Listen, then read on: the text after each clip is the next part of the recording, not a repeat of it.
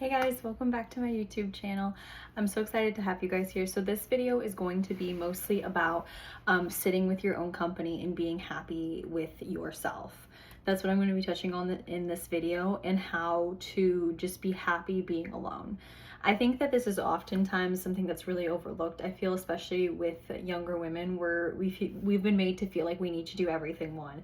We've been made to feel like our only option, our only source of security is with a husband or with a man or with a boyfriend or insert whatever, fiance. And I feel like third, we as women feel like we have to have all the things. We have to have a career. We're not even just that we're doing everything with friends socially, but we also feel like we have to have a career. We need to get a degree. We need to go back to school. We need to have the kids, and while also working and doing all the things at once. Yes, I think all those things are important and they come in their own time, but I also feel like there is a difference between just wanting to have it all and wanting it in God's timing. I feel like, especially as younger women, we are so conditioned to just constantly be running around doing all these things, and then we end up with health risks later on because we put so much stress on our bodies, and we've quite literally said yes to everything. We have no boundaries, and then because of that, we end up with health issues later on down the line. I feel like this has become a growing issue, especially in younger women. They end up with issues like anxiety, their heart's constantly racing, maybe other types of health conditions I've heard of women going through, because we don't have boundaries and we don't say no and we don't make time for ourselves. We are constantly rushing around. And so in this video, I want to teach us how to sit with our own time.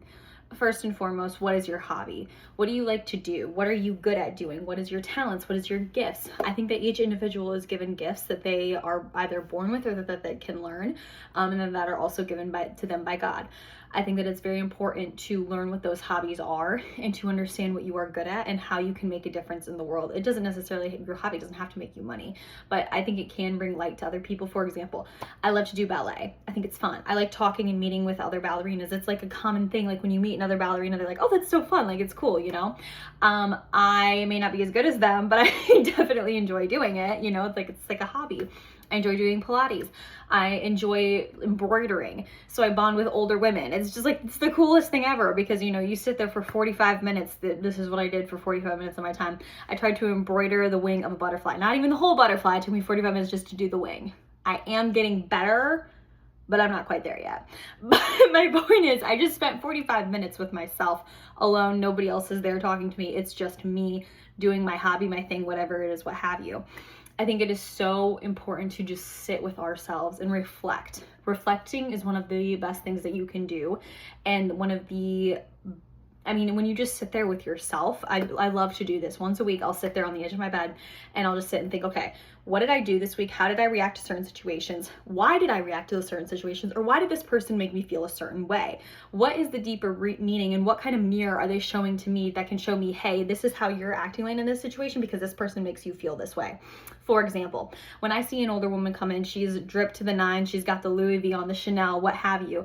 I'm like, hey, how can I get like you? You're cool, you're a business owner, you're doing all these things. How do I get to be like you?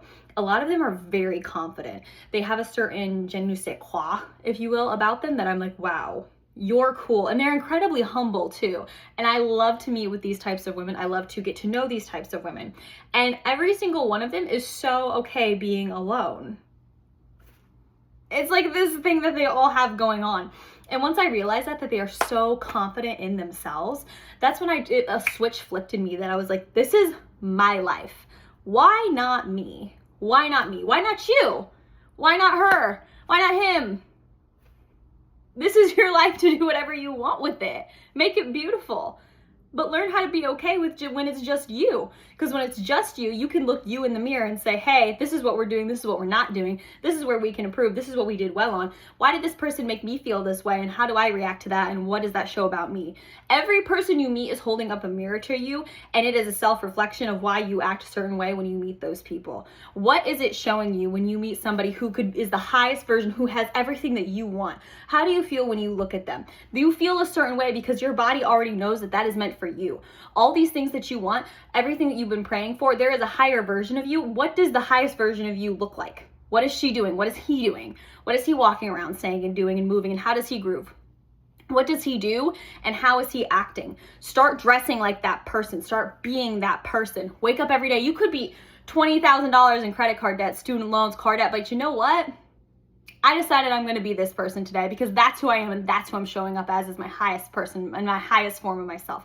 I'm not going to stay in this poverty mindset. I'm not going to say, oh, I'm all the way down here. No, you're not. You're actually the daughter or son of the King of the Most High, Jesus Christ. You are up here, so start acting like it. Start carrying your head high. I know that that's hard when you feel like you have every single thing going against you, but I promise you that when you are the daughter of the Most High and when you claim that, great things happen. You woke up with so many blessings today just because you are the daughter of a king.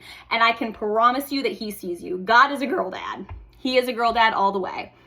I don't know much about boys. I'm not a boy. But, you know, he's a girl dad, okay? That's what I can tell you. He is a girl dad, and he wants to sit with you, and he wants to spend time with you. So when you're sitting there alone, what are you thanking him for? How are you talking to him? Because when I'm alone, I'm never actually fully alone. I'm sitting with God, you know, and that's a really important point to make. What am I saying? How am I praying to him? How are we talking? What is going on here? What do my prayers look like? Because I will always tell you this, your prayers are a reflection of your view of God. God is not on a budget. If it's God's will, it's God's bill. And I've heard that before a million times, and I fully believe that. If you see that highest version of yourself and she's doing all these things and I don't know how to get there, I don't know what to do, ask God for wisdom. Ask him for advice. Ask him to send you a person that is your highest version of you, that you think is your highest version. Ask him, hey, send me a mentor that's like that. Send me someone to help me, to give me guidance, to give me wisdom. And when you ask for wisdom, you're going to get problems to solve, and your brain is going to start working in different ways that it never worked in before. So then that way you can start becoming the highest version of you with all the gifts that he has given you, the blessings that he has given you. So then that way you can elevate the next woman and go down the line after you. So then that way you can help elevate other people. You see what I'm saying? This is all a stepping stone. Everything that you're doing is a stepping stone to get to the highest version of you. God gave you gifts, and if you don't do anything with them, what do you think? What are you going to sit there on Judgment Day and tell him? Oh, I got lazy. I was scrolling on my phone all day. Sorry, I didn't, go out and do all the things. You gave me all these gifts, but I didn't do anything with them. You're going to tell him that? He gave you so many gifts and so many blessings. Just the fact that you can even turn on YouTube right now and afford to scroll is a blessing. The fact that you can even sit there on your phone for an hour is a blessing. Be fully able-bodied, mind you, and sit on your phone and scroll. You see what I'm saying? We were blessed from the moment we woke up, and we take it as a grain of salt. And we don't even realize how blessed we are just to walk outside and go to the gyms, turn on my car with the car that I paid for, with the card that I have that I paid for the gym membership for, with the car that I bought that I can drive to the gym and then drive back. There's a million blessings just in that one little scenario that I'm not even aware of, You see what I'm saying? Learn how to get comfortable with yourself and learn how to be comfortable alone with God. Learn how to talk to him. And it's not necessarily like learn how to talk to him. I'm saying learn how to sit there and be patient and talk to him, because it's so loud today. Everything is just constantly in our face. Our phones are constantly in our face. Our, friends, we want to make a million plans, especially as women. We feel like we need to do it all, but we don't. We actually need to slow down for just 5 seconds and take a look at how many blessings we have and just sit with ourselves. And I promise you, so much will come from that. So many realizations will come from that. You will learn so much about yourself when you can just sit there and be happy by yourself. When you can be by yourself alone with nobody else, just you and God, there's nothing that can't hold you back. And I promise you that. You will find so much comfort in it, just sitting and being alone. When you cancel out all the noise, all the to-do lists, the workout classes you have to go to, the phone scrolling, all the millions of plans that you want to make. When you carve out time for God to just sit there alone, there's so much beauty in that. And I promise you, more realizations will come from that than 5 different degrees that you could even imagine obtaining. Because when you can self-reflect, you can start to move differently. You can start realizing who you are as a person. You can start to prune yourself. You can realize, again, why did that person make me feel a certain way? What am I doing this week? How can I level up? What are my goals? You sit there with yourself instead of analyzing everybody else's life online. And it is so helpful, and it makes you so much more confident. The next thing that I want to touch on, I feel like there's a lot of pressure, especially for young women, to do all these things when in reality there is no timeline. There's so many women in the Bible who had a very different timeline, each more different from the next. And I think that we should really start looking more into that instead of rushing into something that we're not ready for, whether that's a degree, because I think a lot of times people rush into degrees because they feel like they have to. I know a big thing is sometimes people will want to rush into marriages. They will want to rush into engagements. They will want to rush into friendships with people they just met, when it's like, well, let's hold up here. Let's analyze the situation a little bit more. Do I really want to go back to school for this degree, or am I just going back for something because I feel like I need something in my life? This was something I went through for a very long time. I felt like I needed to go back to school for something I'm not even interested in anymore. Why would I waste all this money when I could go back to school for now? I took 2 years off from school after I had graduated with my undergrad, and now I'm going back to school for my MBA.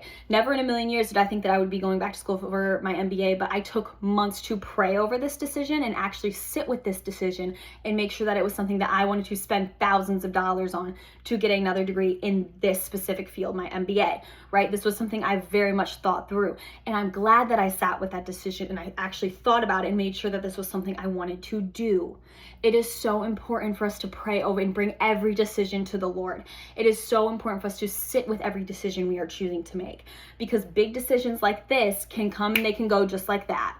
And I think it is very important for us to bring all of our problems to the Lord, and He will tell you, He will put it on your heart. Or when you're psychoanalyzing yourself, you're going to sit on the edge of your bed and think, is this really truly what I want when I sit in silence? At the end of the day, when it's just me and I'm looking at that mirror and I'm looking at me, is this really who I see myself as? I think it's important to remember that.